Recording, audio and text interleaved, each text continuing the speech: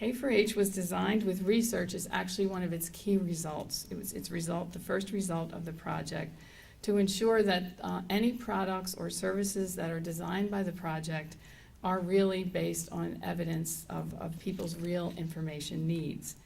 And if you have been working in this field as long as I have, you know that in the past, there haven't really been very many rigorous needs assessments done about information needs.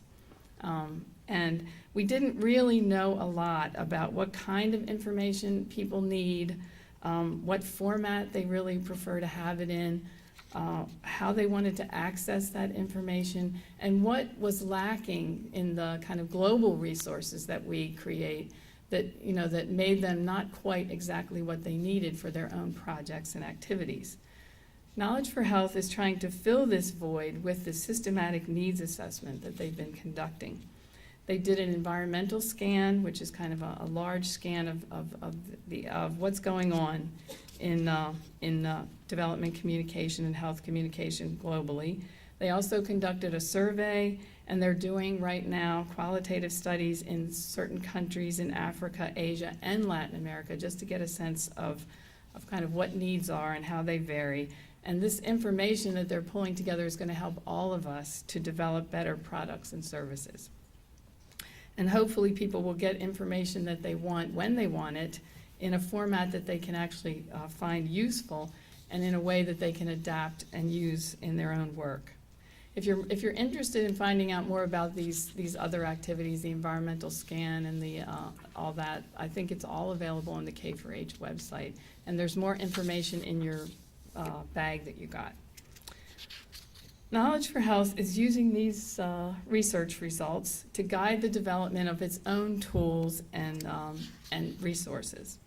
And what I'd like to do now is take a few minutes to show you, and I'm going to have a helper do that with me, a few of the tools that have been developed for the website based on what we've discovered in the needs assessments. Next slide. So what you're looking at here is a picture of a toolkit. And the toolkit idea came up because we were concerned with how do we really ground, we know what technical information, we know what's accurate, what's based on the guidance that we get from groups like WHO and from other research. But how do we make sure that it really resonates with people on the ground and is useful to them? And how do we know what they need to translate, how they can adapt it, and how much relevant local information they feel like they really need to include to make something useful to them on the ground? What we came up with is this toolkit idea. It's a targeted package of resources, basic resources, not everything that's available on a given topic, but the best that's available on a topic, collaboratively selected by a committee of people and tailored, and the people are experts in the field, and then delivered in a format that allows the users to actually adapt it. If they want to translate it, if they only want to use parts of it, they're able to do that, and create something that's useful in their own work. This is one such collection that you're looking at. It's an implants toolkit, and it's actually based on a model that was created under the previous project by a group called the IUD Subcommittee of the Maximizing Access and Quality Initiative, which was an initiative that Jim Shelton started and is certainly very dear to his heart. And part of the goal of that whole initiative is also the idea that we want to make sure that people on the ground are basing their work on the latest and most recent evidence-based information. So we're calling the application, the way it's presented, the toolkit application, and Roweda will give you a demo of that in a second. Each toolkit includes existing materials, it's not new material, produced by all the organizations or many of the organizations that are sitting out here in the audience right now. We don't have to reinvent the wheel. A lot of the wheel has already been created. We need to pull it together. If your materials are included in one of these toolkits, you actually will benefit from feedback. We allow users to give feedback on materials, from knowing that your materials are adapted and being able to discuss that with the people who are adapting them, and from getting regular statistics from Knowledge for Health about who is using materials and how they're actually using them.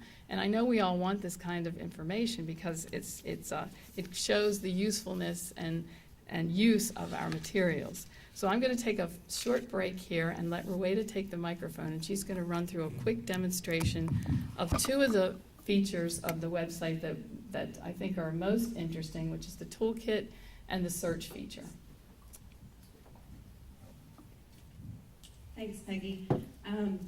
Like Peggy mentioned, this is just a screenshot basically of an implants toolkit that's being developed currently under the leadership of Engender Health, Family Health International, Center for Communication Programs, and of course the U.S. Agency for International Development. And so just to give you a little bit of background about how toolkits are structured, basically we have the technical working group that develops the toolkits decide about what the key program issues are related to that particular topic. And then we organize those topics across the tabs across the top.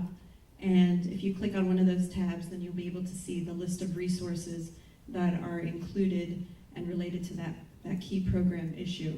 And we further organize those resources, those documents, into meaningful subheadings so that the end user who's actually using the toolkit can get at a quick glance, get an idea of what kinds of specific topics are covered under that tab. And so this is just a screenshot of the homepage of what the implants toolkit will end up looking like. But right now I'm gonna actually go back to my laptop to show you the actual toolkit application that's accessible through the internet. So I'm actually I have to apologize because I'll have to turn my back toward you while I click through the motions here.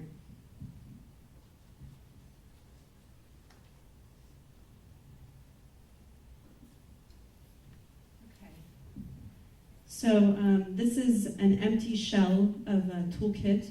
When a technical working group first forms together and asks K4Health to give them access to the toolkit application, this is what they'll see. The only thing that's populated is a home tab, and this will end up being the home page once they've populated it.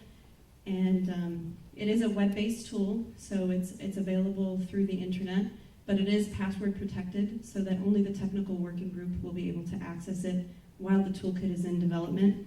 Once the technical working group has decided that the toolkit is ready to be public, then they'll click on this button here, make toolkit public, and then K4Health will take a day or two to prepare the toolkit for publication online, and then the password protection will be removed. So for each technical working group, we'll assign the toolkit to one point person, which we're calling the toolkit manager. And this is just to make sure that all the functions perform properly and that one person is basically responsible for the overall management of the content. And then that manager will then go and invite additional people that are collaborating on the toolkit to participate in the development of the toolkit online. So some of the key functions that they'll be performing is inviting contributors to help develop the toolkit, and also adding the tabs for the key program issues that they'll be covering in the toolkit, and adding documents to the toolkit, uploading the resources to the toolkit so that the end user will be able to access those full text resources. So what we've done is we've incorporated the key functions for the toolkit technical working group in this box at the top called the user interface. And we've organized the functions into three main clusters. The first one is to build toolkit, and under here you get a drop-down box where you can add your tabs and your subheadings. The second cluster is manage content, where you can add publications and electronic websites, audio, video clips, those kinds of things. And then you have your collaborate menu, where you can invite your contributors to participate in the development of the toolkit, and where you can also hold virtual conferences with the technical working group. You can, for example, perform text chatting on the toolkit application itself, or you can hold audio and video conferences virtually through the internet. So we're hoping that this will help facilitate the development of the process and make it go by much more quickly, because a lot of the times for previous toolkits that we've developed, we've had to have a lot of face-to-face physical meetings and it takes a lot of time to organize when people can be available to meet in a central location and that kind of thing.